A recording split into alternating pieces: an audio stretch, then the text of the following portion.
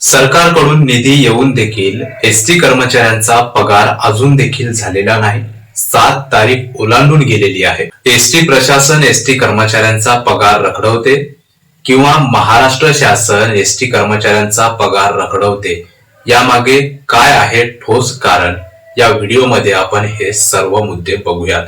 ST कर्मचाऱ्यांचं काम आहे प्रत्येक महिन्यामध्ये सकाळी उठणे, ड्युटीला जाणे आणि दैनंदिन जे काही ठरवून दिलेले काम आहे ते रोजचे रोज काम पूर्ण करणे. प्रत्येक एसटी कर्मचारी त्याला ठरवून दिलेले काम वेळेत करत असतो. पूर्ण महिनाभर ते काम महामंडळाच्या रीतीनुसार करत असतो. तरी देखील त्या महिन्याचा पगार एसटी कर्मचाऱ्यांना त्या तारखेला मिळत नाही, म्हणजे हे एसटी कर्मचाऱ्यांचं दुर्दैवच म्हणावं लागेल. एसटी कर्मचारी आतोनात कष्ट करतात. चालक आणि वाहक तर त्यांच्या कुटुंबांना सोडून ज्या ठिकाणी त्यांचा मुक्काम आहे त्या ठिकाणी मुक्कामाला थांबतात. तिथून गाडी सकाळी घेऊन येतात आणि पूर्ण ड्युटी करून त्यानंतर ते घरी जात असतात. म्हणजे एवढे काबाड कष्ट. तुम्ही जर एसटीच्या चालकाला विचारलं की खरंच तुमचं काम कसं आहे, तर एसटीचा प्रत्येक चालक म्हणेल की हे बघा, हे आमची आहे सीट, इथे बसतो आम्ही आणि रोज 300 ते 400 किलोमीटरचा प्रवास या सीटवर बसून रोजच्या रोज पूर्ण करून या महाराष्ट्रातल्या सर्वसामान्य नागरिकांना या एसटीतून सुखरूप त्यांच्या घरी सोडतो. परंतु याच कर्मचाऱ्यांना जेव्हा या कामाचा दाम देण्याची वेळ येते त्यावेळी मात्र एसटी महामंडळ हात वर केल्यासारखं करतंय. गेल्या काही वर्षामध्ये एसटी महामंडळात वेगवेगळ्या सवलती लागू झाल्या. महाराष्ट्रातील जनतेला त्या सवलती खूप आवडल्या. त्या सवलतींचा फायदा महाराष्ट्रातील लोक घेत आहेत. पण त्याच बरोबरीने एसटीचे कर्मचारीची संख्या कमी झाल्याने या कर्मचाऱ्यांवर त्या सर्व प्रवाशांचा ताण वाढला आहे. एसटी बसमध्ये जेवढी प्रवासी संख्या बसते त्यापेक्षा जास्त एसटी मध्ये प्रवासी सध्या जात येत आहेत. पण ह्या प्रवाशांमुळे एसटीच्या वाहकाला ताण वाढला. एसटीचा वाहक आपण तिकीट काढताना बघतोच किती त्या वाहकाला त्रास होतोय. अक्षरशः बसमध्ये पाऊल ठेवण्यासाठी सुद्धा जागा शिल्लक राहत नाही, तरी देखील तो त्याचे पूर्ण काम महिनाभर तसेच करत असतो. परंतु त्या कामाचा दाम मात्र हे महामंडळ आणि हे महाराष्ट्र शासन वेळेवर देत नाही. अगोदरच आपण खूप साऱ्या बातम्या पाहिलेल्या आहेत की एसटी कर्मचाऱ्यांना अत्यंत कमी पगार मिळतो. तो कमी पगार देखील एसटी कर्मचाऱ्यांना त्या तारखेला वेळेत मिळत नाही.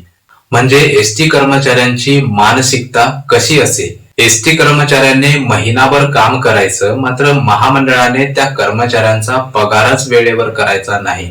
अत्यंत कमी पगार, त्यात एसटी कर्मचाऱ्यांचे कर्जाचे हप्ते, EMI चे हप्ते, वेगवेगळे हप्ते एसटी कर्मचाऱ्यांचे थकतात आणि काही कर्मचाऱ्यांना त्या थकलेल्या हप्त्यांचा दंड देखील भरावा लागतो.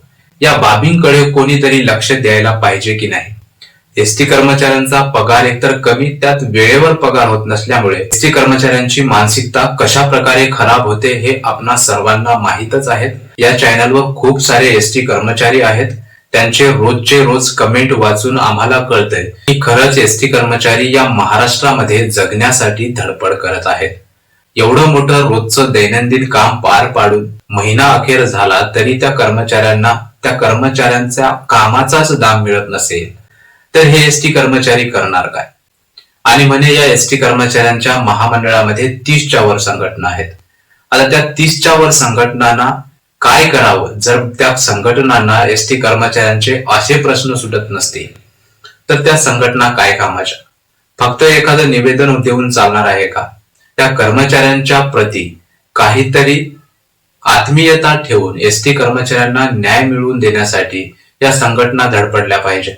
या संघटनांना महामंडळ घाबरलं पाहिजे. जे काही योग्य एसटी कर्मचाऱ्यांना मिळायला पाहिजे ते या संघटनांच्या मार्फत मिळालं पाहिजे. संघटना अशा प्रकारे काम करून एसटी कर्मचाऱ्यांना न्याय मिळवून दिला पाहिजे. एसटी कर्मचाऱ्यांचा वेळेत पगार न होण्याचं कारण असं सांगण्यात येत आहे की महाराष्ट्र शासनाकडून एसटी महामंडळाला जे काही निधी येतो तो निधी यावेळी अपुरा आलेला आहे. अपुरा म्हणजे किती आला? अपुरा म्हणजे 272 कोटी रुपये इतका आला.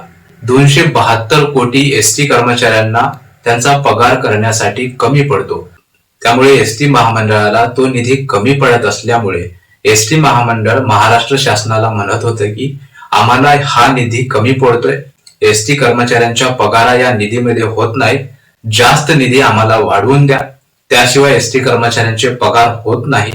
कारण महामंडळाच्या म्हणण्यानुसार एसटी महामंडळात रोजचा 3 कोटींचा तोटा आहे. आता तुम्हीच विचार करा, महामंडळ जे काही आहे ते सेवा प्रदान करते.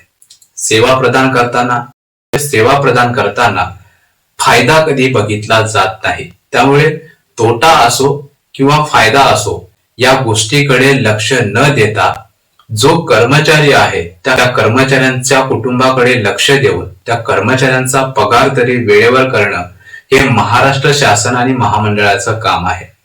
महामंडळ त्यांच्या परीने कार्य करतच आहे, पण महाराष्ट्र शासनाकडून जे काही निधी अपेक्षित होता ते निधी वेळेवर येत नाही. आता जे काही सवलत एसटी महामंडळामध्ये चालू आहेत त्या सवलतीचे पैसे एसटी महामंडळ महाराष्ट्र शासनाकडून घेत असतं. म्हणजे महिलांना अर्ध तिकीट आणि ज्येष्ठ नागरिकांना तिकिटामध्ये सवलत, या सर्व सवलतींचे पैसे हे महाराष्ट्र शासन महामंडळाला देत असते. या सवलतीचे पैसे महाराष्ट्र शासनाकडून महामंडळाला जेवढे यायला पाहिजे तेवढे मिळत नाहीत. अत्यंत कमी महाराष्ट्र शासन महामंडळाकडे पैसे देतो. त्यामुळे महाराष्ट्र शासनाकडून महामंडळ पैसे घेण्यासाठी एसटी कर्मचाऱ्यांचा पगार वेळेवर करत नाही. कारण का तर एसटी महामंडळाला लवकर पैसे पूर्ण मिळावेत आणि एसटी कर्मचाऱ्यांचे पगार रखडले म्हणजे महाराष्ट्र शासन काही ना काही करून एसटी महामंडळाला पैसे देते आणि ते पैसे आल्यानंतर एसटी महामंडळ त्या कर्मचाऱ्यांचे पगारी करत असतात.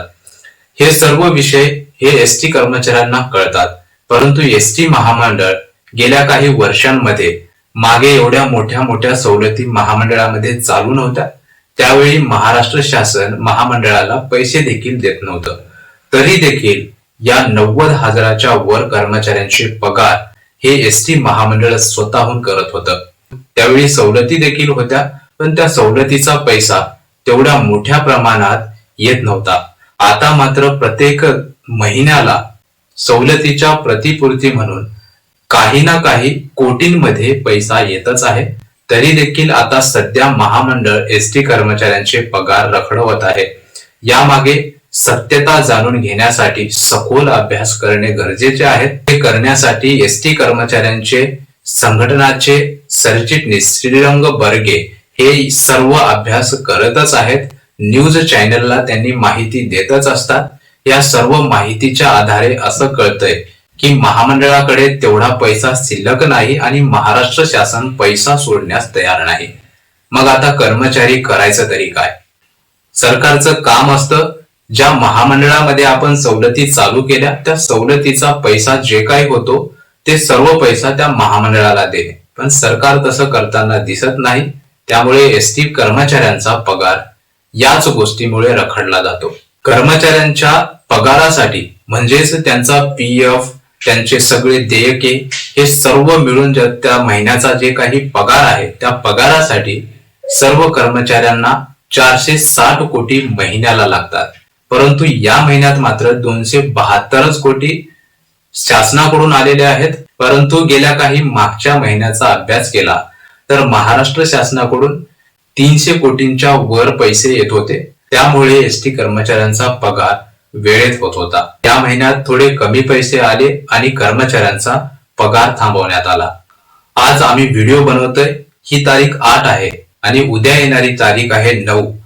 तरी देखील एसटी कर्मचाऱ्यांचा पगार होत नसेल तर खरंच यामागे संघटनांचा व सरकारचा निष्काळजीपणा म्हणावा लागेल, किंवा या कर्मचाऱ्यांच्या कामाची मेहनत या सर्वांना कळत नसावी असं देखील म्हणावं लागेल. कारण महिना अखेर येताना सर्व कर्मचाऱ्यांना माहीतच आहे की त्यांच्या खिशात पैसा किती उरतो. जवळजवळ सगळा पैसा खतम होतो, काही सुद्धा उरत नाही. उलट कर्ज काढून शेवटच्या काही हप्त्यामध्ये भागवावं लागतं. व्हिडिओ बनवण्याचं कारण हेच आहे की एसटी कर्मचाऱ्यांचा जे काही पगार आहे ते 7 तारखेलाच व्हायला पाहिजे. मागच्या काही वर्षांचा इतिहास पाहिला तर एसटी कर्मचाऱ्यांचा पगार हे 7 तारखेच्या पलीकडे कधीच जात नव्हता. समजा 7 तारखेला शनिवार किंवा रविवार आला तर ते 7 तारखेच्या अगोदर म्हणजेच 5 किंवा 6 लाच पगार करून टाकायचं. म्हणजे एवढं चांगल्या प्रकारे एसटी कर्मचाऱ्यांचे पगारी वेळेतल्या वेळेत होत होते. परंतु गेल्या काही वर्षानंतर म्हणजेच संपाच्या काळाच्या नंतर खूप बदल या पगाराच्या तारखेमध्ये झालेला आहे. हे अशा प्रकारे होऊ नये म्हणून हा व्हिडिओ बनवलेला आहे. कर्मचारी देखील काम करत असतात, त्या कामाचा दाम त्यांना वेळेत मिळावा. गेल्या काही वर्षामध्ये आपण खूप साऱ्या आत्महत्या पाहिलेल्या होत्या. काही कर्मचारी कर्जामध्ये बुडलेले आहेत, त्यांच्याकडे खूप कर्ज आहे, त्यांच्या घरी कर्ज मागण्यासाठी लोक येत असतात. त्यामुळे त्या महिन्याचा पगार तरी त्यांना वेळेत देणं अपेक्षित आहे. मित्रांनो, हा व्हिडिओ सर्व कर्मचाऱ्यांना शेअर करा. आवडल्यास लाईक करा. धन्यवाद.